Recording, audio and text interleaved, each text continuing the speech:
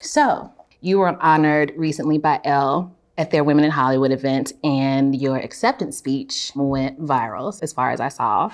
And the quote that I love the most, you said, "We can be more than the dancing fucking bear. We can be in charge." And it made me wonder, what were the times in your career, if any, where you felt like the dancing fucking bear? Most of it. Really? Yeah. More times than not. How so? Because, being an actor has been a wonderful career. It's afforded me so many wonderful things, and it's challenged me, and I've grown, and I've been able to do what I love to do. But also as the actor, you don't really have the ability to be in control in a real way. Say you're an actor and I can only come to the set or to the situation and do what I can do. But without being the producer or the director, I have no control over how that film is put together or how it turns out, right? And so many times I have, I think, carried the burden of failures that were not really mine because I were powerless to the process, right? I can think of one movie like Catwoman, which I loved doing. I worked really hard becoming a cat, I learned capoeira. I thought my job as learning to be a cat, and as an actor, that was my job. But I wasn't in control of the script. I didn't direct it, nor did I produce it. But its alleged failure sort of fell squarely on my shoulders, as if I was in control of all of it, which I wasn't. So that's what I mean about being the dancing bear. I was powerless only to my part as an actor. And when you're a producer or even a director, then you have more power to affect the outcome and the finished product. And I assume that's what led you to your most recent project, Bruised, where you are the director. Yes. Is becoming the director or becoming the producer, is that the only way to stop being the dancing fucking bear? For me, but it doesn't mean it's true for everybody. Not everybody feels like the dancing fucking bear, so it's only my truth, and I don't own the truth. It's just my truth. That's how I have felt over the years. And so producing whenever I could, and now directing, just gives me a greater sense of control over my own destiny. And, and it doesn't mean that because I direct something, it's gonna be great, but at least I will live and die on my own choices, not on those of other people. And that I can live with. That's powerful. That's a very powerful statement. Speaking of powerful, and speaking of Bruised, you got hit a lot in this movie. It was tough to watch. I'm just like, yo, that's Halle Berry. Chill, relax. But my biggest question is, how do you direct yourself in a movie? Yeah, I was curious about that too. I was like, how is this gonna work?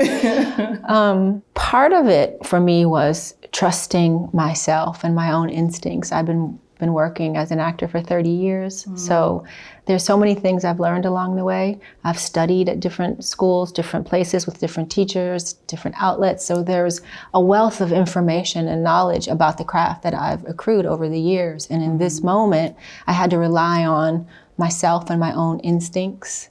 And I also know as an actor, when I'm in a scene with other actors, usually we know when we've hit it. We know when we have achieved a sense of reality that is palpable. Like, we feel it. Scenes feel different when they work and when they don't. But I also had a really dear friend of mine, Denise Woods. She's a dialect coach, a really renowned one. And she was there for me, and she would remind me when I would be rehearsing in the scene, and I would be making sure all the other actors, were prepared, and I would give them little notes or give them tweaks. And she would come up to me and say, okay, everybody is great. Now act. Take off your director hat, because you're directing in the scene, you're not acting. Forget about everybody else, now just go be an actor. And then she would jerk my chain and free me to now just go be a fellow thespian in the scene and forget that I was the director. And that proved to be very valuable for me. How do you approach preparation for a role in general? What does it mean to prepare to play an MMA fighter who gets hit and pushed down a lot? Well, that, was to play Jackie Justice was a physical challenge. That took a lot of training and practice, hours and hours and hours. I probably trained for almost 2 years. And, I'm not as young as I used to be. What? So, I got to push my body, to new limits. And I got to defy age. And that's what I'm most happy about. I get to say with this performance, fuck age. Fuck that number that we get born with. It doesn't define us. We create our reality, and we can be whatever age we want to be. And I hate that, especially as women, especially in Hollywood, before they even say your name, they say your age. They don't do this to men. They don't do this to men. And it really makes me angry that we're always trying to deflect that number. When we're too young, we want to be older. When we're older, we want you to forget the age. Like, why can't we just be the beings that we are? Why does it have to be defined by how many years you've been on the planet? Yeah, because then it just feels like you're always disappointing somebody in some kind of way if you live your life according to what this age is supposed to be. Or you're being judged or compared to other people that age. And especially dangerous for women. We compare ourselves with each other like that a lot because of age, and we're not allowed to, you can't wear that because you're too old to wear that, or you're too young to wear. Like, it's our age is always circling around us, and dictating the choices we make and the things we think we can and cannot do and what we should be able to do or allowed to do. And it's maddening. And it's exhausting. Yeah. And nearly as exhausting as watching you take down all these people on screen was. I loved it, but I was just like, oh my goodness.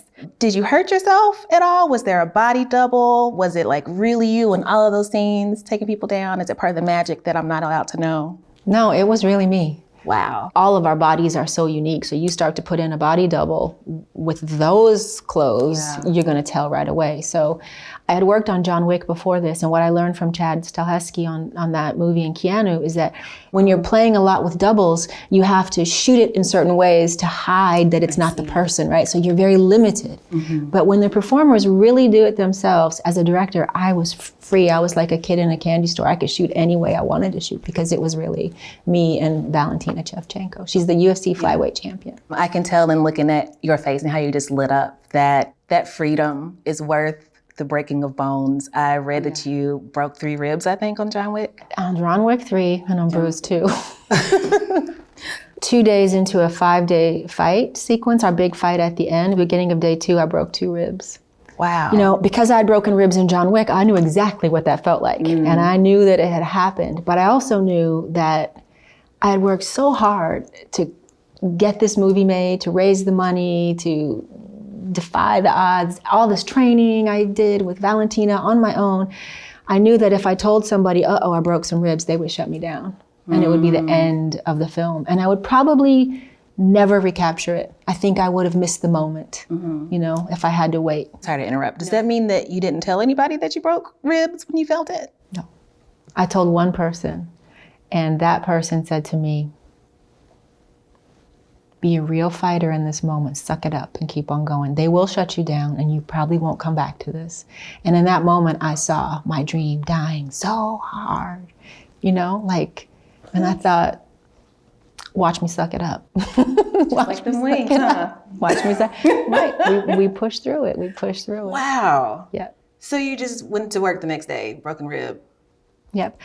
I told them when the fight sequence was over, when I knew that the risk of shutting me down was over, then I told them. And I literally, by the end of the fight sequence, I had gotten to a point where I just couldn't breathe. So I had to tell somebody that, because I literally couldn't take a deep breath at that point. And in the fight, I didn't have to talk. So I could be in pain and I could be wheezing and but the rest of the movie now required me to use my voice. So I had to tell them, I cannot breathe, I have to go.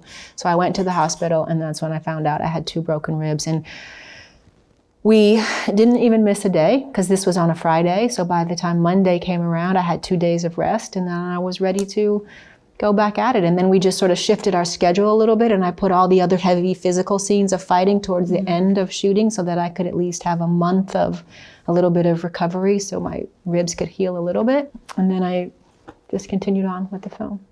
Wow. When I have a hangnail, I'm not going to be able to make it today.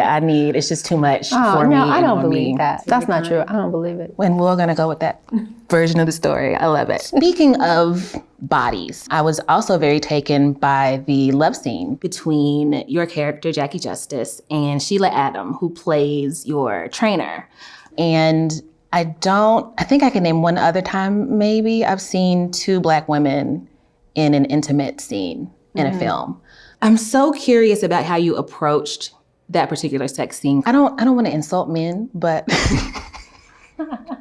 but I just assume that, but it's different. It's different. Yeah. Like even in this movie, I have a scene with a man. I have a sex scene with my character's boyfriend in the movie, and a scene I shot very differently emotionally. The characters were coming from a different place.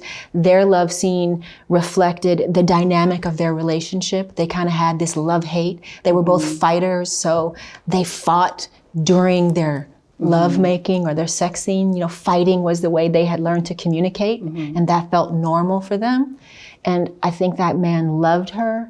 He just was so fractured himself that he just didn't know how. So their love looked like that. It was rough and it was ruckus and it was passionate, but somehow there was an edge of scary in it, fear, he's smashing the wall. There was a lot of aggression and dominance, right? And with Budokan, Jackie's trainer, which was a woman, what I was trying to show with that scene was that, as women, sometimes we fix each other's crowns in such a way just by being women and being feminine and being soft. And this woman, for the first time in her life, someone really saw her, She asked her, "Are you scared?" Nobody ever bothered to ask this character, was she scared? Her boyfriend kept saying, "Get back in there, fight. You were born to fight. Get it, get it, get it." Yeah. He was coming from what he understood. And the woman said to her, "Let's talk about how you're feeling. And once I understand how you feel and fix your crown and affirm you and make you feel good, then I'm gonna love you." And when my character gave over to that, in that moment, there was great healing. And that was the power of the two different love scenes and the way sometimes men and women approach things. What is it that draws you to underdogs and characters like Jackie Justice? I totally relate. Yeah. It's my life. It's in my DNA. I've felt an underdog my whole life. I understand fractured, broken relationships. I understand generational trauma.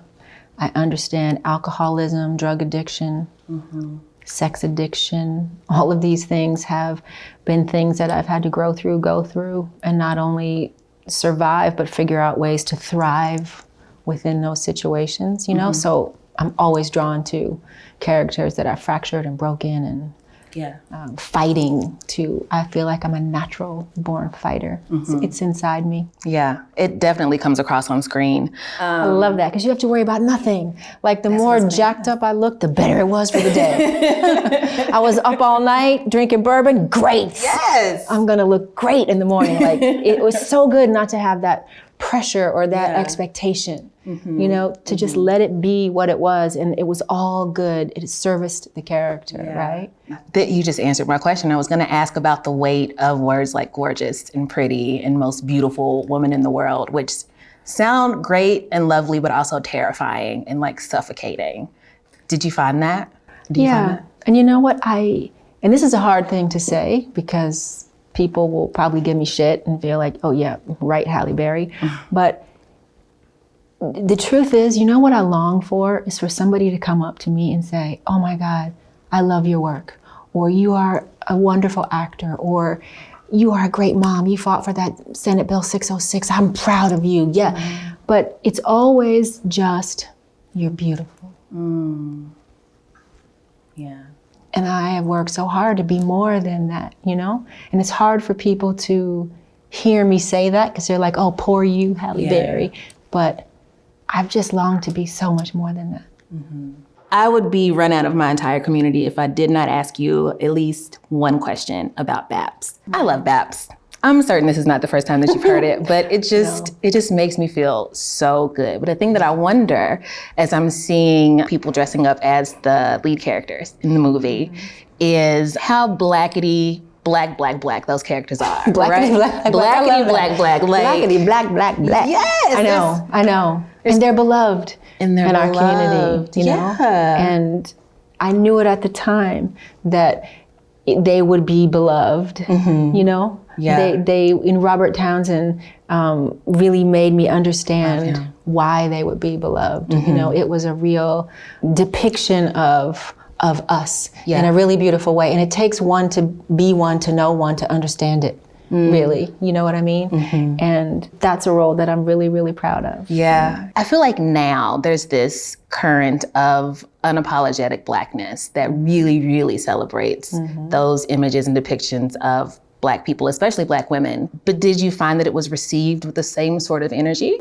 Not like it is now, because we weren't ready. I remember when we were making it, I talked with Robert about it, and there was a feeling of, kind of like with Boomerang too, we were a little bit before its time. But that often happens when you're innovating, you know, and you're making a new way or a way out of no way. You sometimes are a bit ahead of your time and people don't quite get it in the moment, but as years go by, they catch up to it and go, get it, now I get it. And I get so much more love for Boomerang and Babs now than I ever did at the time. People, it resonates with the audiences of that time and even the younger audiences. They can look at it and appreciate it too. So that's a good feeling. Does that ever get frustrating though, being so far ahead of your time and then sort of getting your pats on the back like later? Yeah. Well, the truth is I never do anything for a pat on the back. I do things because I'm inspired, because I want to grow, I want to take risks, I want to push the envelope, I want to see how far I can go. So no, because I never do it for that in the first place. So the pats, if they come, I'm always appreciative. I think I just learned a life lesson today, ladies and gentlemen. I cannot thank you enough once again for your time and also for your resilience in this industry, because for so many Black girls for so long, it was like you and 3 other people was all we have. And I can't imagine the stress and the pressure and how tired your shoulders must be, but you keep electing and choosing every day, because you don't have to make anything else if you never want to. But the fact that you keep choosing every day to come back to this arena and to keep pushing on, like it, we feel you, we see you, we appreciate you beyond your gorgeous face. You know, I learned a long time ago not to set goals for 2 reasons. One, I might not reach the goals and I might feel like a failure and feel disappointed in myself, and who needs that? And 2, I might not set my goals high enough and I might limit myself. I may not get where I can go. So I try to just keep challenging myself, staying authentically who I am, even when others criticize or don't understand where I'm going. I say I'm going my own way. You don't have to understand. And I try to be authentic in my approach and stay relentless in my search for what I want, you know? And if I can continue to do that, I have all the faith in the world that I will arrive at my destiny and I will arrive at the exact place at the right time. I cannot wait to go home and tell my therapist that Holly Berry said I don't need to have goals. So take that. That's the same thing my daughter said when I told her this. She goes, so that means I have to work for nothing? Do you have any upcoming projects, anything to hit people to, things to look for aside from the movie Bruise? I don't mean to like push you like, what's next? But oh no, I got lots of things. I got a thing that I'm working on to direct next, which I'm excited about. I have a film coming out called Moonfall with Roland Emmerich, comes out in February. Okay. Another movie, a science fiction movie that revolves around a Black family. Now, we've never seen this. Like E.T., that wasn't a Black family. Right. We've never seen a Black family find a spaceship in their backyard. Ooh. And that's another project on Netflix that I'm excited about that's going to come out next year. Excellent. Well, I'm excited to support everything that you do coming up, and thank you. Thank you very much.